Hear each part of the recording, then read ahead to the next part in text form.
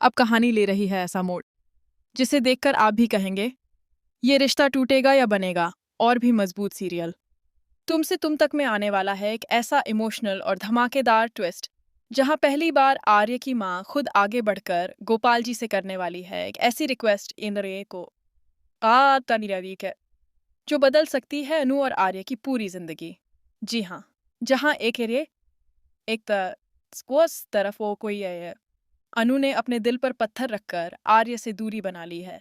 वहीं दूसरी तरफ अब एक माँ अपने बेटे की खुशियों के लिए झुकने को तैयार है। लेकिन क्या गोपाल जी मान जाएंगे या फिर बात और बिगड़ जाएगी? यहाँ पर कहानी की शुरुआत होती है उस रात से जब घर लौटने के बाद आर्य बिल्कुल टूट चुका होता है।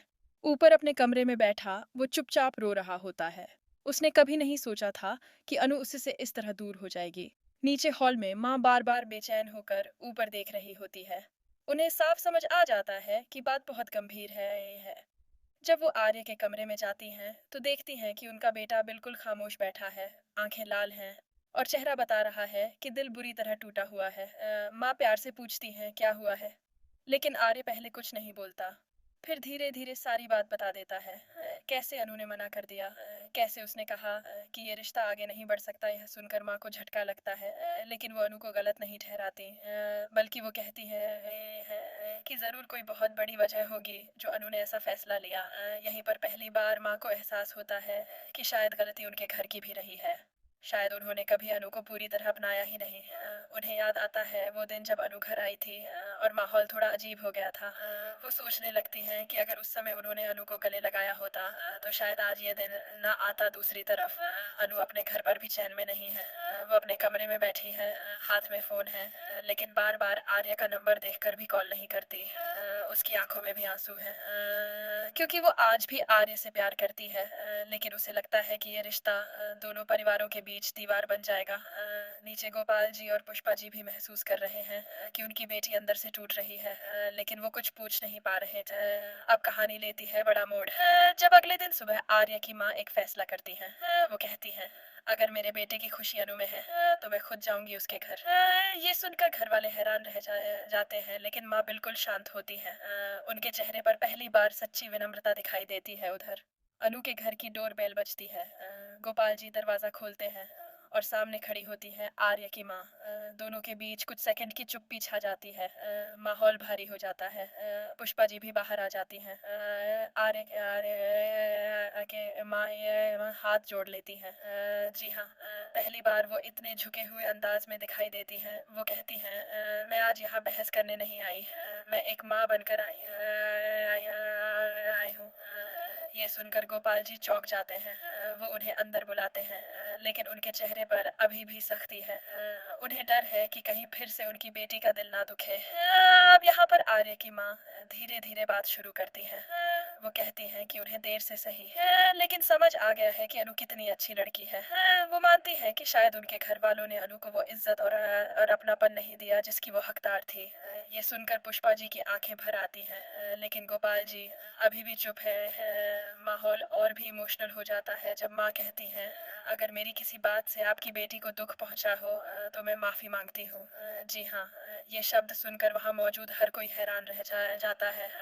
एक माँ अपने बेटे के प्यार के लिए झुक रही है, लेकिन असली सवाल अब ये है क्या गोपाल जी इस रिश्ते को मंजूरी देंगे या वो अपनी बेटी के दर्द को याद करके साफ मना कर देंगे। कहानी अब पहुंच चुकी है उस मोड़ पर जहां एक फैसला दो दिलों को हमेशा के लिए मिला भी सकता है और हमेशा के लिए अलग भी कर सकता है। आगे क्या होगा? क्या अनु बाहर आकर ये सब सुनेगी? क्या वो माँ की बातों से पिघलेगी?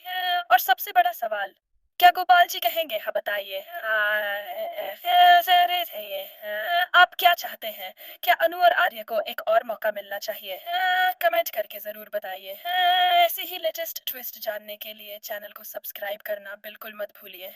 घर के उस ड्राइंग रूम में बैठा हर शख्स अब बस गोपाल जी के जवाब का इंतजार कर रहा होता है। आर्य की माँ हाथ जोड़े बैठी है, उनकी आंखों में एक सच्ची विनती साफ दिखाई दे रही है। पुष्पा जी का दिल तो पहले ही पिघल चुका है, लेकिन वो अपने पति की तरफ देखती हैं, क्योंकि आखिरी फैसला उन्हें ही लेना है। गोपाल जी गहरी सांस लेते हैं और कुछ पल तक चुप रहते हैं। वो आर्य की माँ से कहते हैं कि बात सिर्फ बच्चों के प्यार की नहीं है, बात इज्जत, भरोसे और उस दर्द की है जो उनकी बेटी ने सहा है। वो याद दिलाते हैं कि कैसे अनु ने हर बार समझौता किया, हर बार खुद को पीछे रखा, लेकिन बदले में उसे क्या मिला? ताने, दूरी और अनदेखे। ये सुनकर आर्य की माँ की आंखें झुक जाती हैं, क्योंकि उन्हें भी अब एहसास है कि ये बात झूठ नहीं है। वो मानती हैं कि उनके घर में कई बार अनु को वो अपनापन नहीं मिला जो मिलना चाहिए था, और शायद उसी का नतीजा है कि आज दोनों बच्चे अलग होने की बात कर रहे हैं। उसी समय सीढ़ियों के पास खड़ी अनु ये सारी बातें सुन रही होती है। जी हाँ, वो बाहर नहीं आना चाहती थी, लेकिन जब उसने आर्य की माँ की आवाज़ सुनी तो खुद को रोक नहीं पाई। उसकी आंखों से आंसू लगातार बह रहे हैं। उसने कभी सोचा भी नहीं था कि आर्य की माँ उसके लिए इस तरह हाथ जोड़ेंगी। दूसरी तरफ गोपाल जी आगे कहते हैं कि उन्हें अपनी बेटी की खुशी सबसे ज्यादा प्यारी है। तभी अनु खुद को रोक नहीं पाती और बाहर आ जाती है। सबकी नजरें उसी पर टिक जाती हैं।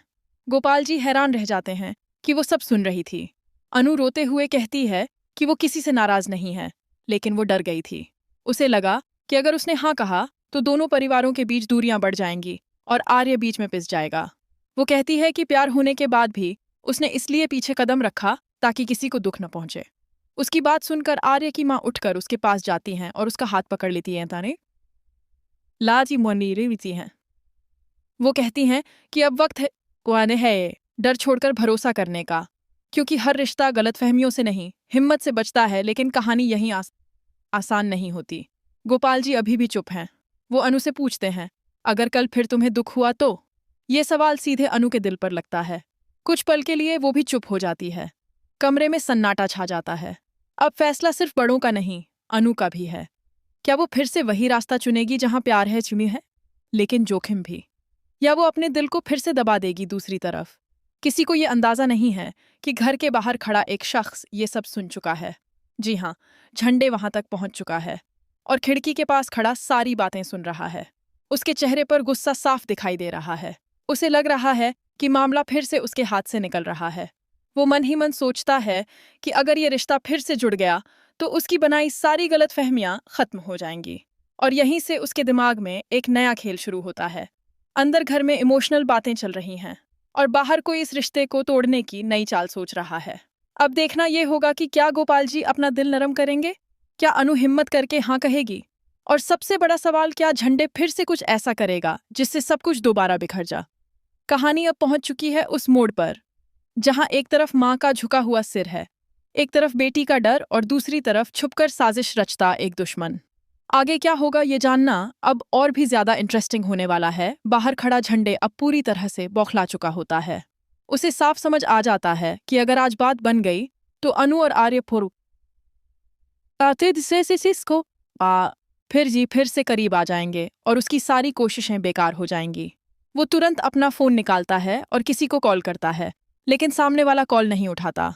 गुस्से में उसका चेहरा लाल हो जाता है और वो तय कर लेता है कि अब उसे खुद ही कुछ बड़ा करना होगा। उधर घर के अंदर माहौल अभी भी भावनाओं से भरा हुआ ही रहा है। गोपाल जी गहरी सोच में डूबे बैठे हैं। पुष्पा जी बार बार अनु की तरफ देख रही हैं और आर्य की माँ हाथ जोड़े खड़ी हैं, जैसे फैसला सुनने का इंतजार कर रही हों। कुछ देर की चुप्पी के बाद गोपाल जी धीरे से बोलते हैं कि उन्हें वक्त चाहिए। ये मैं नासू हो पाए थे, क्योंकि बेटी की जिंदगी का सवाल है, कोई छोटी बात नहीं। ये सुनते ही अनु का दिल फिर से धड़कने लगता है। उसे लगता है कि कहीं पापा मना ना कर दें। लेकिन तभी आर्य की माँ कहती हैं कि वो किसी पर दबाव डालने नहीं आई, बस अपना दिल खोलने आई थीं।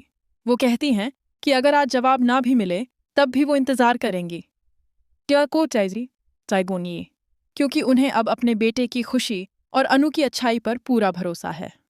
उनके इस धैर्य को देखकर गोपाल जी के चेहरे की सख्ती थोड़ी कम होने लगती है। तभी अचानक बाहर जोर से आवाज होती है, जैसे कोई गेट धक्का मारकर खोलता है। सब चौंक जाते हैं। झंडे गुस्से में अंदर आ जाता है बिना इजाजत के। उसके चेहरे पर ताव, आंखों में आग। वो आते ही कहता है कि यहाँ क्या ड्रामा चल रहा है। गोपाल जी खड़े हो जाते हैं और सख्त आवाज में कहते हैं कि ये उनका घर है और बिना बुलाए आने की इजाजत किसी को नहीं। लेकिन झंडे कहाँ सुनने वाला है।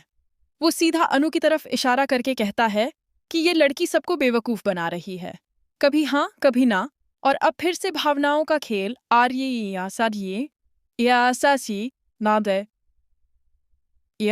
की माँ ये सब सुनकर पहली बार गुस्से में आती हैं। वो झंडे को रोकते हुए कहती हैं कि उसे किसी की इज्जत उछालने का हक नहीं है। वो साफ कहती हैं कि आज वो यहाँ एक माँ बनकर आई हैं और किसी को भी अनु के चरित्र या इरादों पर उंगली उठाने नहीं देंगी। ये सुनकर सब हैरान रह जाते हैं, क्योंकि पहली बार वो इतने मजबूत अंदाज में अनु के पक्ष में खड़ी होती दिखती हैं। अनु की आंखों में आंसू आ जाते हैं, लेकिन इस बार दर्द के नहीं, बल्कि इस एहसास के कि कोई उसके लिए लड़ रहा है। झंडे फिर भी नहीं रुकता। वो कहता है कि ये रिश्ता कभी नहीं चल सकता और वो सच सबके सामने लाकर रहेगा। लेकिन तभी गोपाल जी जोर से कहते हैं, बस। उनकी आवाज पूरे कमरे में गूंज जाती है। वो झंडे से कहते हैं कि बहुत हो गया, उनकी बेटी के बारे में एक शब्द भी गलत नहीं सुनेंगे। वो साफ कहते हैं कि अगर कोई फैसला होगा तो परिवार मिलकर करेगा, किसी बाहरी आदमी के चिल्लाने से नहीं। झंडे पहली बार चुप पड़ जाता है। इसके बाद गोपाल जी अनु की तरफ मुड़ते हैं। उनकी आवाज अब नरम है। वो पूछते हैं कि दिल पर हाथ रखकर बताओ, क्या तुम अभी भी आर्य से प्यार करती हो? कमरा फिर से शांत हो जाता है। अनु कांपती आवाज में कहती है, हाँ पापा, मैं आज भी उनसे बहुत प्यार करती हूँ। ये सुनते ही पुष्पा जी रो डरती हैं। आर्य की माँ की आंखें भी भर आती हैं। गोपाल जी कुछ पल आंखें बंद करते हैं, जैसे मन ही मन कोई फैसला ले रहे हों। फिर वो आर्य की माँ की तरफ देखते हैं और कहते हैं कि अगर सच में वो अनु को बेटी की तरह अपनाने को तैयार हैं? अगर इस रिश्ते में इज्जत, भरोसा और बराबरी होगी तो उन्हें इस रिश्ते से कोई ऐतराज नहीं। जी हाँ। ये सुनते ही कमरे का माहौल बदल जाता है। अनु को यकीन ही नहीं होता कि उसके पापा मान गए। आर्य की माँ आगे बढ़कर गोपाल जी के हाथ पकड़ लेती हैं और कहती हैं कि वो इस भरोसे को कभी टूटने नहीं देंगी। तभी झंडे गुस्से में वहां से चला जाता है, लेकिन